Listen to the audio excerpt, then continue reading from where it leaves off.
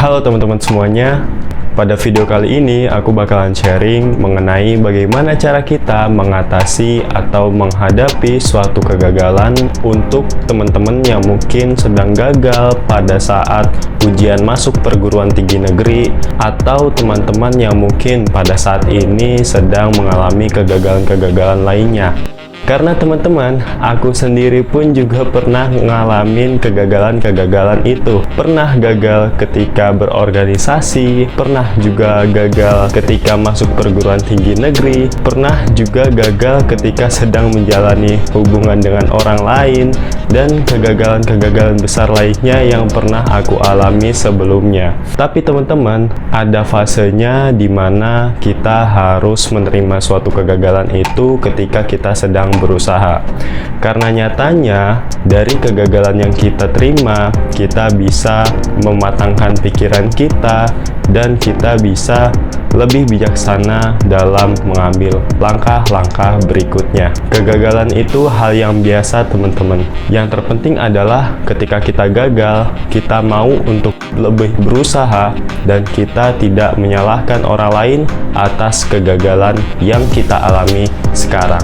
Maka dari itu teman-teman, aku harap di video kali ini aku bisa membantu teman-teman semua untuk memotivasi atau memberikan semangat yang teman-teman miliki, yang mungkin teman-teman sedang berada di zona overthinkingnya dalam menghadapi semua permasalahan. Dan ini adalah 3 prinsip yang bisa teman-teman ikutin ketika teman-teman berada dalam situasi kegagalan. Aturan yang pertama adalah jangan berhenti terlalu dini. Mungkin teman-teman yang saat ini akan melakukan sesuatu, atau teman-teman yang mungkin akan mengerjakan tujuan yang teman-teman miliki, pasti teman-teman akan berpikir, langkah apa ya yang harus saya lakukan pertama-tama. Kemudian teman-teman mencari referensi, mencari sumber sana-sini untuk menemukan ide-ide baru. Tapi ada kalanya kita tidak menemukan ide-ide baru.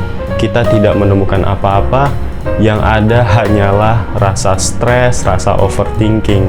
Lalu apa yang harus kita lakukan? Well, sebenarnya teman-teman, overthinking itu adalah hal yang wajar-wajar saja. Kalau kita logikain, para atlet besar di luaran sana, mereka juga berpikiran seperti itu. Michael Jordan misalnya.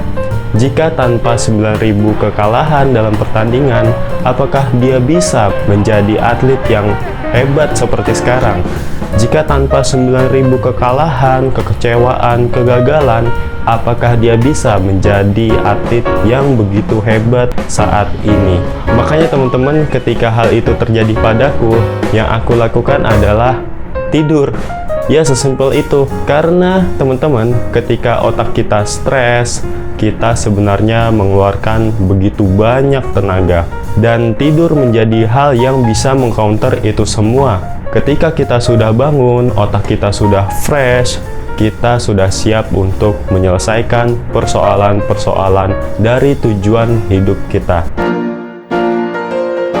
Percaya deh teman-teman, kita adalah produk yang belum jadi. Kita masih bisa berkembang, kita masih bisa membentuk sesuai apa yang kita inginkan, menjadi yang terbaik sesuai apa yang kita impikan.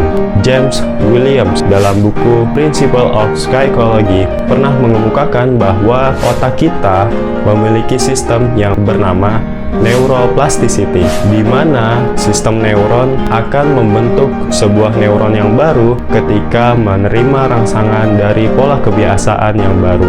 Itu artinya ketika kita hendak membentuk kebiasaan yang baru, kita melakukan kegiatan berulang-ulang kali, berhari-hari, berminggu-minggu, berbulan-bulan lamanya, sistem neuron akan membentuk neuron yang baru. Dan pada saat itu juga neuron yang lama pun akan tidak terpakai dan lama-kelamaan akan rusak, sehingga kita dapatkan sebuah neuron yang baru sebagai tempat untuk menaruh pola kebiasaan kita yang baru. Pasti teman-teman berpikir kalau pintar itu memanglah sebuah bakat. Pintar itu hanya dimiliki oleh orang-orang yang memiliki orang tua yang pintar, dan malas itu memanglah sebuah takdir. Jadi kita tahu teman-teman bahwa kesuksesan kesuksesan milik semua orang yang berusaha dan mengusahakannya. Jadi yang mau aku tekanin di sini adalah, well, gak apa-apa kalau misalnya kita overthinking, itu hal yang wajar-wajar saja. Jangan melabelkan diri kita sebagai orang yang gagal hanya karena kemunduran yang kita alami. Ketika kita berada di tahap permulaan, wajar jika kita gagal, karena sebenarnya kita sedang membangun fondasi yang kokoh. Ketika fondasi tersebut sudah kokoh, kita sudah siap untuk membangun bangunan yang lebih tinggi. Dan yang terpenting adalah tanam dulu rasa senang dalam prosesnya, bukan pada hasilnya. Yang kedua adalah tidak ada yang namanya kegagalan.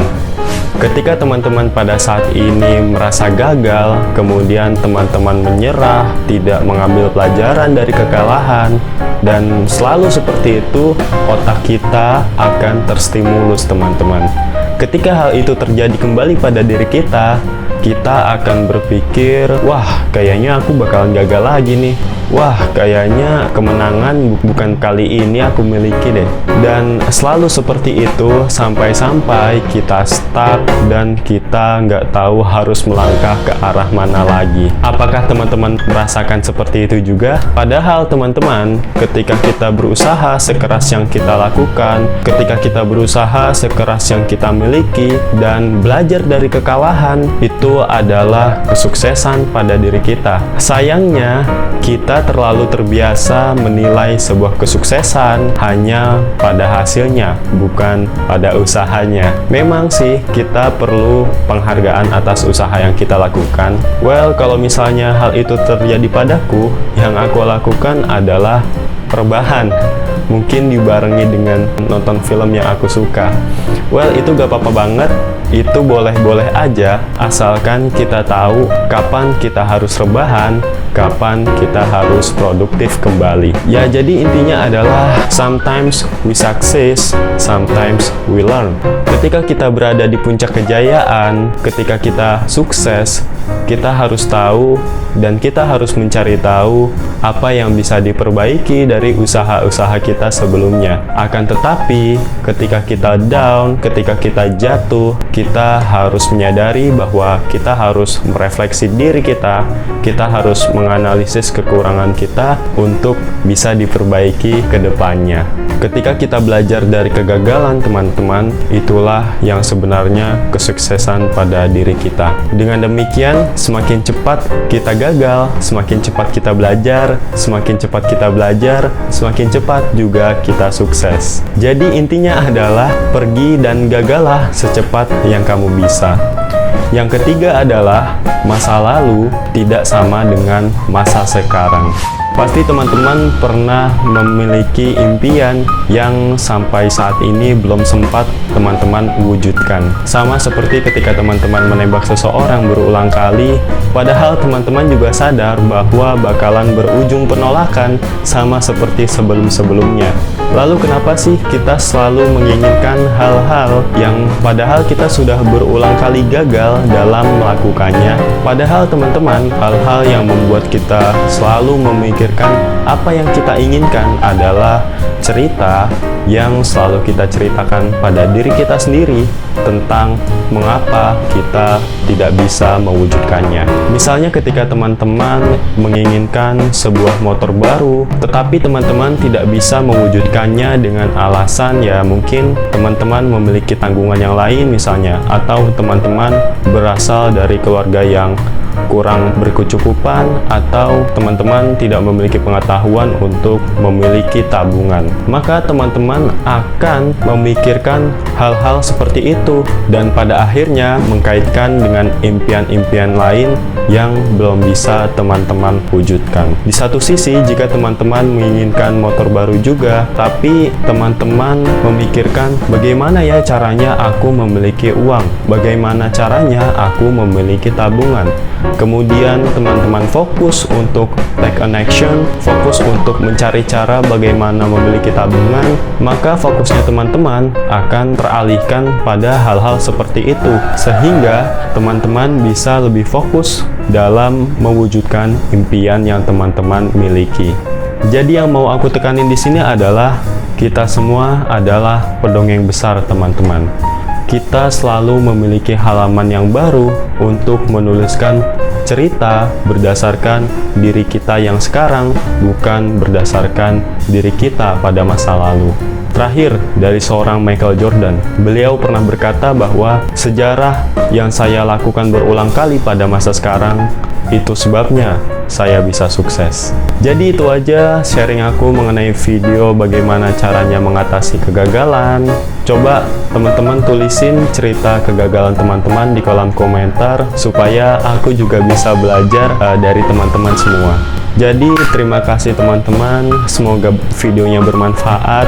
Terima kasih dan sampai jumpa.